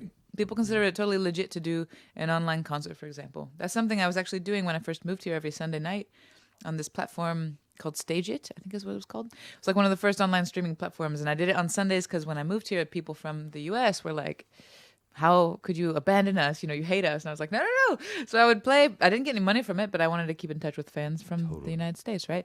But now, and people thought it was so silly, but they would tune in because it was the only way to see someone they preferred to see in person. But now I almost feel like people would rather stay home and stay on their couch and just watch a streaming concert than go out sometimes. So it's changed people's mentality, sometimes for the better, sometimes not. I believe in the beginning it changed people's mentality for the better, where people valued things more. Yep. And now I think perhaps, I feel like humans, you know how like sometimes you'll see kids acting up in a restaurant and you can tell that their parents just didn't like raise them right type thing, didn't teach them how to behave in public. I feel like humanity's like that with technology now. It just doesn't know which fork to use, and it's like, I'm just gonna eat it all and not wash my hands first. You know, like I just feel like the hustling thing, the problem is that, like I said before, the work used to be a bit easier to figure out where to invest your energy. Yep. And now it's like, so do I spend time touring?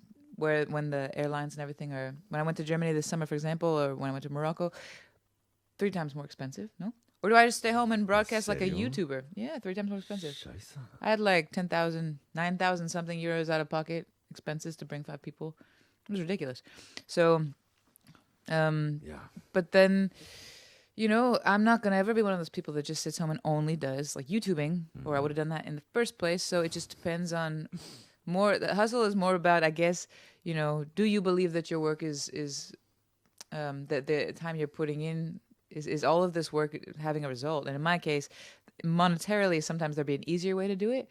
But the audience that we have are people who do appreciate concerts, in directo, and also I do, and something I need for myself. So I think it's a question of figuring out, where should you invest your energy for what you want to do, and not necessarily always what the market is asking for, which is like I said, a different thing. Because as an artist, it used to be about, do I sing a pop song when I really want to sing, a folk song and to try to get famous? But now it's about, do I spend all my time on Facebook or do I write music? It's quite a different thing. I don't think I would have tried to become a professional musician had I started now. Really? Because it's also online based, Before it was people based, and that could sometimes get ugly because you ran into all kinds of things. But on the internet you do as well. And it's much more isolated. I'm not saying that young people shouldn't get into music because they're born into this technological era. But for me personally, the way it's changed, I feel grateful because I already have an established base. But to start out now, to try to figure out a way to make some noise on the internet, you get way more likes and stuff if you have your cat in your video than if you've written the best song of the century, or if you've cured cancer, by the way. Cat video, like. So it's just the reality of the world we live in, and you got to find a way not to let it get to you. And when you do let it get to you, you got to come here and you got to just drink the mimosa. Child. So that then, in a way, you've explained what the philosophy behind what the work that you do is. Well, it's got to be authentic because, and I don't mean that in a cliched way, but I've always felt like that, which is one reason why I probably have less money than I could have. But I've turned down opportunities that were kind of big because, like, I was supposed to be on The Voice. I said no, things like that, right? Because if I wanted to just make money, there are way easier ways to do it than be in the music industry of all things, Yeah. So if I'm going to do this every day and I have to defend this product, which is our art, really, but it's a product too every day, then it's got to be something I believe in, because otherwise, man, I want to go to a job that gives me benefits, If not, you got to do it authentically. Wow. Okay, so I'm only going to mention her because she is a Catalan artist, but Madonna. no. She is. Rosalia just released a song with Bjork. Yeah, and the video is done with AI. Did you know that? Yeah. Okay. Now I do. So they were not together. Apparently not. It's sad, right? But this is the problem with technology, because how cool is that Rosalie and Bjork are collaborating, but how uncool is Yeah. that they didn't actually The song's meet? great, actually, but the song's decent. What? Okay, yeah. Well, so never nice. So let's talk about something else. So the last couple of years, in fact, please, no, what were you going to say? But no, but that's one cool thing about technology is that you can do that now. I mean, I No sé can. cómo siento. I don't know how I feel about that. Well, that's the thing. Like these days with the technology, you have so many different opportunities you never had before. On the other hand, does any of it have value if it's not real? It's like the idea of, Can you repeat that again? Sure. What did I say? But it's Was true it about the profound? value if it's not real. No, I said that the cool thing about technology these days is that you can do things you could never do before. But if you can do everything, does anything have value? Does it have value if it's not real, right? Like in the past, people had to. The cool thing was you would see, because I mentioned Prince before. I remember seeing this video where it was him and all these other people up on stage, right? The cool thing is seeing them all together. But if it was AI, would it be as cool? What if would it be as cool if it was AI and you didn't know? I mean, it's all these things, right? It's like they have these realistic sex dolls that look like real women, and a lot of men are like, the first brothel of that was here in Barcelona. I'm not surprised at all. It's like, It got canceled after It got closed after 3 months because the men were bringing in scissors and knives and started like butchering the dolls. also not surprised, sorry, but Child. so like, some people are perfectly happy with a realistic sex doll rather than a person.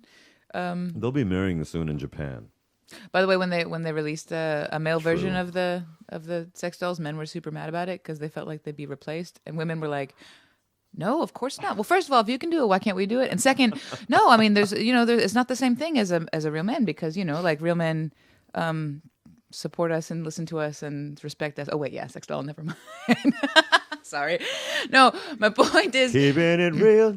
my point is let's compare if you compare the AI to something like this, yeah, there's only so much that a sex doll, there's only so much that a hologram or something can do for you, and if that's all you need, that's fine. And I think that AI and technology is fantastic. The fact that humans have been able to invent these things is so inspiring. It's amazing. But it's how people choose to use it. And for me, I thought the sex doll thing was a good analogy, only because, do you want Great one. like to get your like a messy kind of like possibly painful relationship and have like a life with somebody maybe, or do you want like a sex doll? It's gonna be easy. You just make sure you sanitize it. I mean, just I don't want that kind of life as a musician. That's not all. at all. The whole fornication with this inanimate object weirdness. It's just.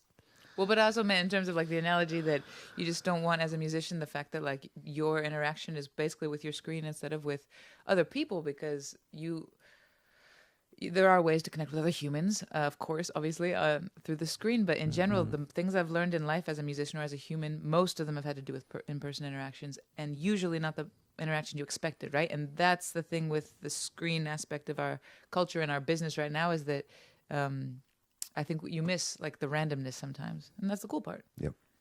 You know what? It's beyond.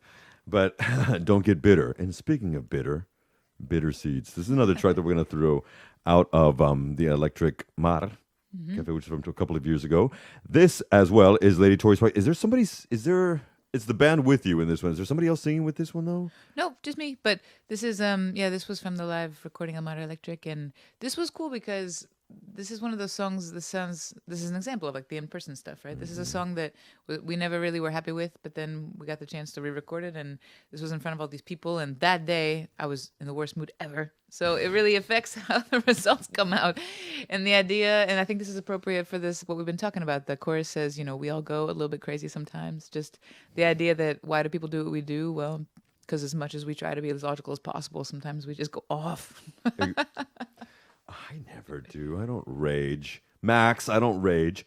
No, but in this, raging is healthy, but in this case, it means like, why do we put ourselves in situations that we know are not good? Or why do I keep thinking that like, if I go to the bank, like when they say it's going to be open here in Spain, it will actually be open. Why do we do things like this to ourselves? So, but it's because, there's just... don't get bitter. It's not, you got to laugh so you don't cry about these things. So, girl, amen to that. the idea of the bitter seeds, no, it's the idea that if you keep giving a situation energy that's bad for you, it's going to just grow. Like if I should just change banks. It's true though, actually.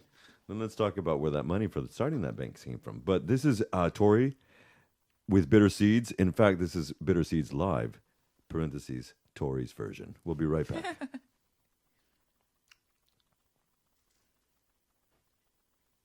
We have breaks because then I can...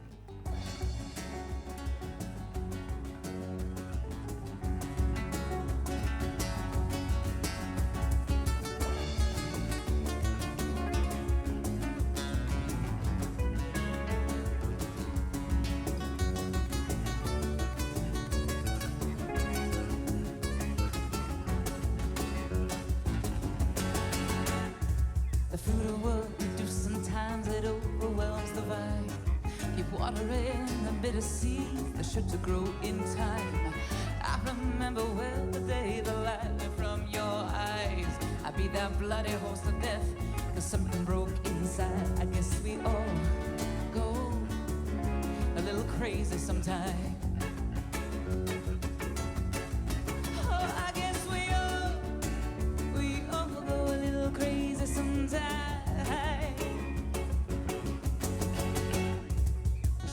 Without drawing blood is assisted suicide. A word, a fist, a careless kiss, 1,000 ways to die. I need to be more to you than a method to survive. There's life support and tubes and cords. There's so much more to this life. We all go a little crazy sometimes. Oh, I guess we all go a little crazy sometimes.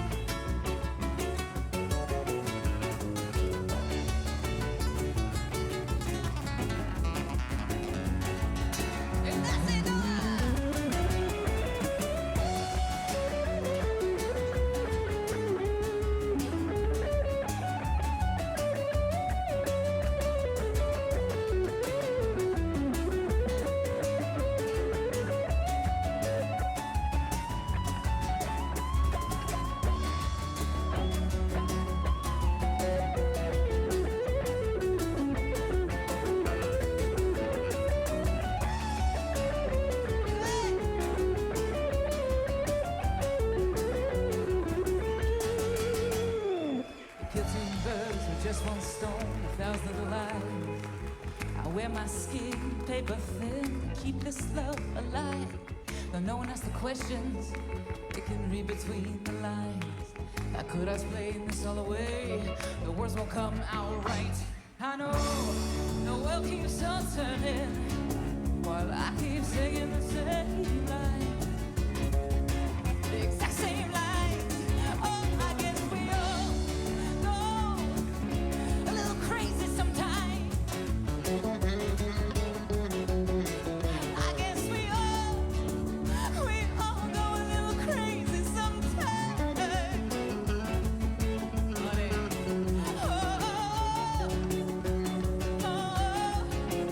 Oh, yeah.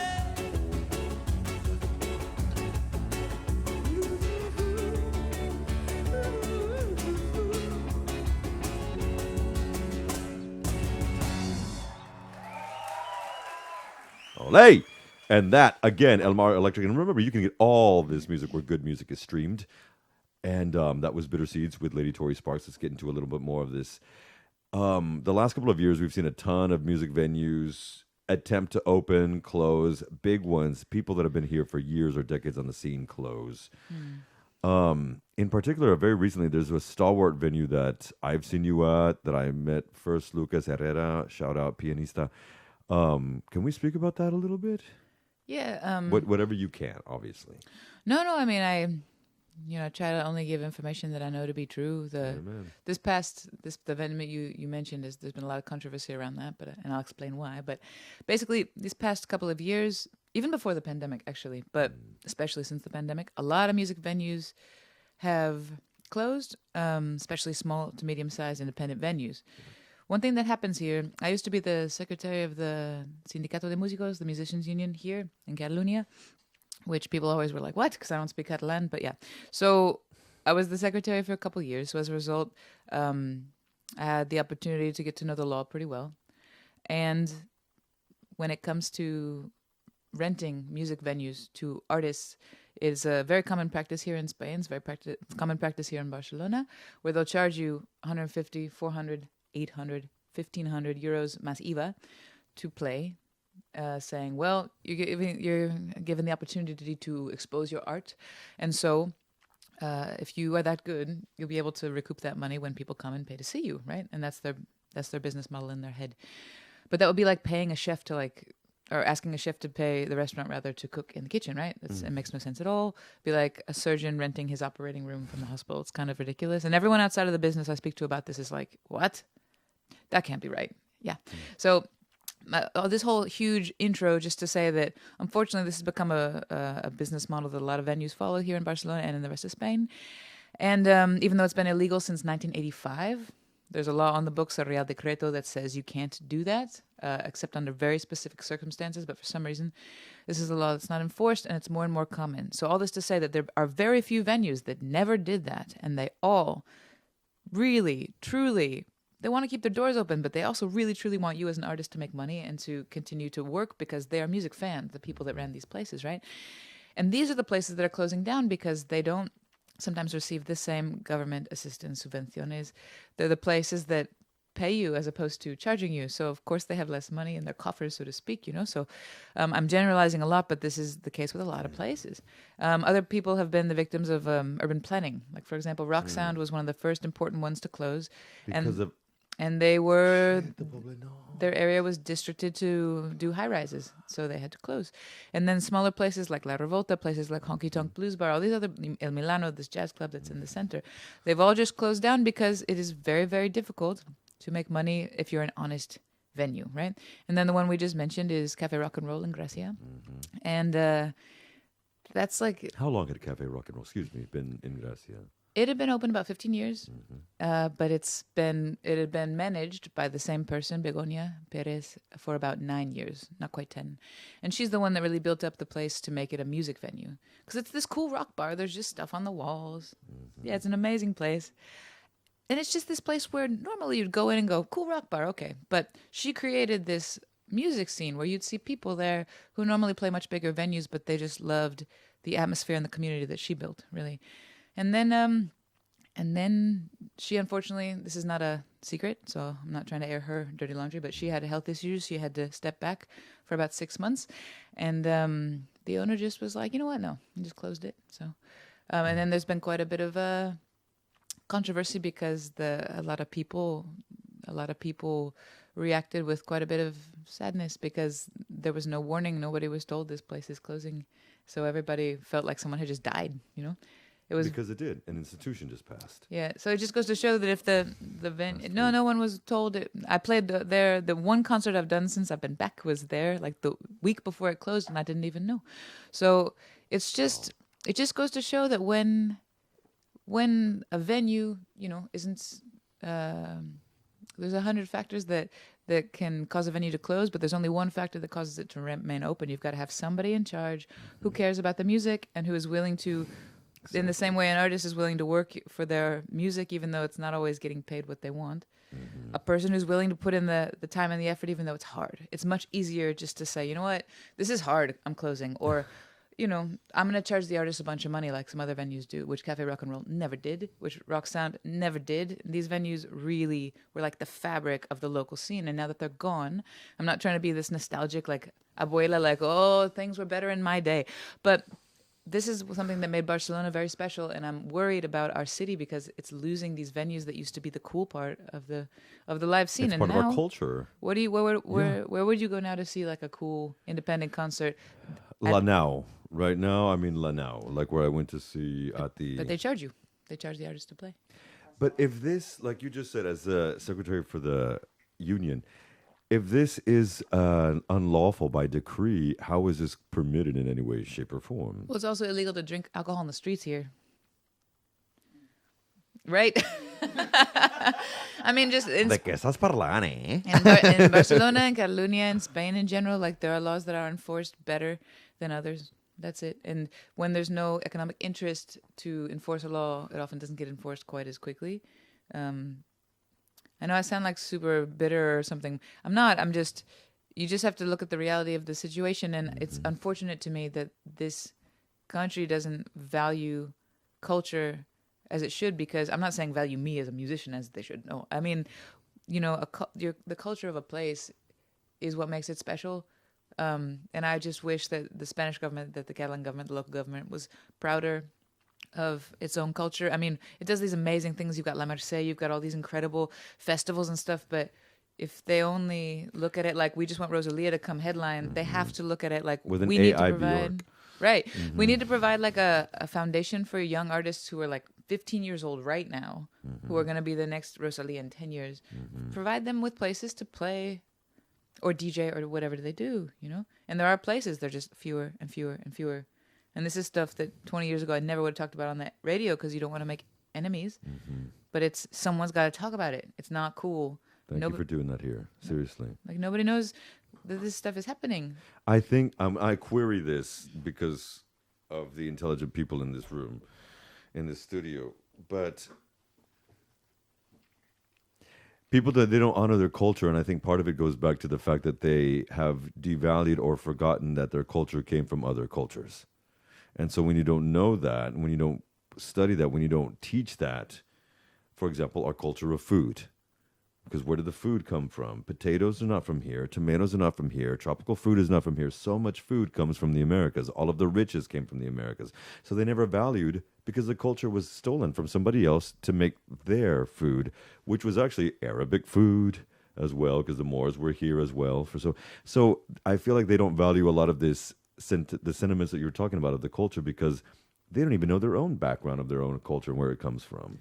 Well, if we're talking about people from here, but also Americans. Not to generalize, but Americans in a way. don't either. You know, Americans have no idea where most of their culture came from. Like Thanksgiving was a couple days ago, and you know that's like I believe Thanksgiving is a nice idea to be grateful for stuff, right? But it's basically a day celebrating killing all the Indians that are not Indians. So I think most countries have a problem with that. Amen. I think most places don't value or understand their own culture, but in this case, the music aspect bothers me because it seems to be just purely economic. They just don't see. They see something that has no visible, tangible, like economic. This will make me rich value, right? They see that as less valuable than these intangibles. And when people say, "Oh, in Spain it's terrible, the culture here," and people in Germany, people in France, they're better. It's not that they're better. They just understand that to a point, because you still find bad venues everywhere, right? But they understand that the intangibles are part of what defines you as a country and as a culture, as a city. And Barcelona is one of the most amazing places I've ever been, which is why I've lived here for 13 years. I wish it just saw that part of it. It's like being with someone who like doesn't Appreciate you. well, or who doesn't appreciate themselves, no? It's like reminds me of my stupid ex-boyfriend where I'm like, dude, I like you. Why don't you like you? You know? I wish Barcelona just loved itself more enough to say, we're going to keep places like this open because without them, we are not us anymore, you know? But they're like, no, everybody just go to fucking, you know, Pacharán, no sé cómo Pacharán, no, ¿cómo se llama? Whatever. The places on the beach, the stupid, Oh God, the chiringuitos. no, like opium and stuff, like these, Oh, like okay, the old clubs. Pacha, these places, no? Yeah. Pacharán is a liquor. It's a good one too. I would like you guys to be aware that okay, my stomach's bothering me today, so I'm only drinking orange juice. Just imagine if I were actually drinking a mimosa. Holy anyway, but It's Pacharán. no, but to say to people, you know, like why not say why is somewhere like Opium or somewhere like you know these big hotels and stuff in Barcelona and all these restaurant chains and stuff? That's awesome. Economic progress, but can we not also make sure the small venues survive? Can we not make sure the Cultural small progress. bookstores survive? Amen. I mean, small restaurants, these places are important, you know? Exactly. So this is, you know what? Thank you for saying that because one of the things I screamed at my business clients and uni students this week was, for this holiday, buy local, buy a Catalan local Spanish company. Don't order from, you know, somewhere else, MediaMarkt.com instead of Amazon. Go to, you know, one of our local bookshops and buy your stuff there instead of going to that big one. Do something, you know, that's going to keep mom and dad open. A mom and pop shop open is the big thing. Think local. No, what is it? Think global, act local. And I love the way that you said it, that Barcelona needs to love itself more. Yeah, because look, it's so cool. You know, it really It is. is the most visited city. I think 3 of the 5 years running, more than Paris now. I In mean, the world. Barcelona's got such amazing museums and monuments and stuff. But like I said, I wish you would also just look at the local culture as part of what makes it special. That's all. You know, because Amen. otherwise you turn it into a tourist attraction, which, again, good. I'm glad there's tourists. That's good for the economy, but you don't want that to be the only thing, you know? Exactly. Speaking of, where can tourists, locals, and everyone go catch you live? Anything coming up? You're good with these segues. I tried, yeah. Yes, now that I can sing again, more or less, we on December 3rd, there's a concert it's the 9th edition of Barcelona in the Round. This is a concert series that I've set great up. one. Because in Nashville, where I used to live for 7 years, in the Round was a really common format where a bunch of singer-songwriters would get together and they would all trade off showcasing their original music, and that's because Nashville's a songwriter town and you're trying to get your song sold somewhere. So like somebody records it, right? Here it's not like that, but I love the format because you get the opportunity to bring 2 other artists to a beautiful venue, in this case the El Siglo Theater in Mercantic in San Cugat. Beautiful place. So it's a Vermouth concert. It's on December 3rd, a Sunday at 12:30 in the midday, which is super early for musicians, but we love you, so we'll be there. And usually it starts at 1 because the sound guy is always late. But so yeah, December 3rd, it'll be myself and Carlos Mendoza, who you've had on the show. Yes, of course. He's an incredible frontman, amazing singer, and his band Luz Verde was nominated for the Latin Grammys. His other band, Alma de Bocarón, is awesome. And Jonathan Herrero, who's the frontman for A Contra Blues and Rambalaya. They won the European Blues Challenge. So these are incredible artists you don't usually get to see just acoustic, right? So it's free. And with a vermuteo, as dicho, right? You Yeah, said, in Vermouth. It's in a theater. It's a beautiful place. So, and then on the 20th of January, I'll be in Luz de Gas in this Elvis and Friends benefit concert that I participate in every year. Last year, we raised 6,000 euros for nonprofits locally. And then March 8th, and again in Luz de Gas, but with the band, and we'll be having I'm trying to organize, having some fellow female artists as invited artists on that show because March 8th is the day of working women, even though every day is the day of working women for me because I work every day. So. And she is a whoa, man. Lady Tori, thank you for coming in and sharing all this with us today. Honestly, it's been a year, and I can't believe a year has passed by. But I know. Well, thanks to you also for providing the opportunity to speak without a filter, because on a lot of radio stations, you feel like you really need to measure your words, and here I appreciate that you can be honest and, you know. Thank you for doing that. Thanks for Seriously. supporting independent culture in general. Thank you for giving us culture so we can support it, because this is why we're here for you, children of the corn. I want to thank Lady Towy as well for being the ghost in the corner, and Lady Tori Sparks. Thank you so much. Remember, folks, you can get all that information as well at torysparks.com and click on the links to get your tickets as well to the Vermete that's going to be happening in Sant Cugat on the 3rd of December at 12:30 or 1 o'clock, depending on the tech issues.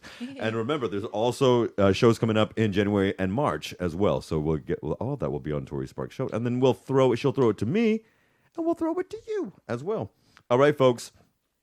Also, we're doing one quick call out for clothes. You can get a hold of us through the Club with Lucas or at RCE 1069, as well as all those are tags. And Fashion Cares BCN on Instagram, because we are doing a clothes call. Previously loved vintage. They have to be nice clothes. Please don't bring things with holes and paint stains on them. But we are collecting them because of our big benefit that we're going to be doing in February as well. We'll be having so much more after the holidays about that as well. But we are doing that casting call for clothes. Yeah, we're casting your call for clothes. CCC. So bring those as well. Remember, you can catch us at Fashion Cares BCN. All right, everybody, but we're not going to leave you without a dope beat to step to. So this is actually Wade in the Water by Lady Tori Sparks, also from the Elmar Electric Cafe recording, which, again, you can catch on Spotify.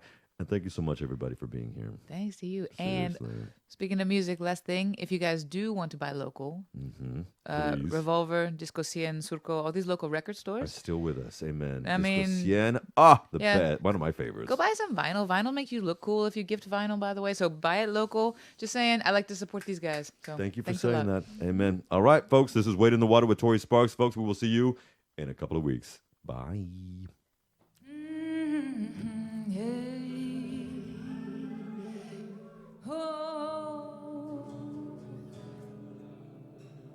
Porque hoy esta es nuestra iglesia de rock. Right? I like when you guys in the front are happy. Good. Because I said, wait in the water. Oh, I said, wait. I said, wait in the water, children. I said, wait. Yes, in the water. Oh, because God, He gonna trouble. Oh, that water, yeah.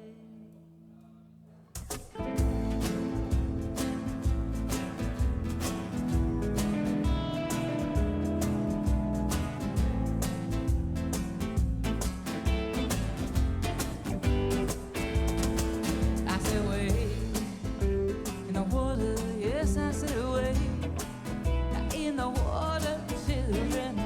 Wait in the water, yeah, 'cause God's gonna trouble the water. You see that girl, she's dressed in red, wait in the water. She must be the children that Moses led. That's right, she gonna trouble that water. You see that girl, she's dressed in blue, wait in the water. She must be God's children coming all through. Yeah, she gonna trouble that water. I say wait in the water. I say wait in the water, children. Wait in the water. Oh, you know that God ain't gonna trouble that water.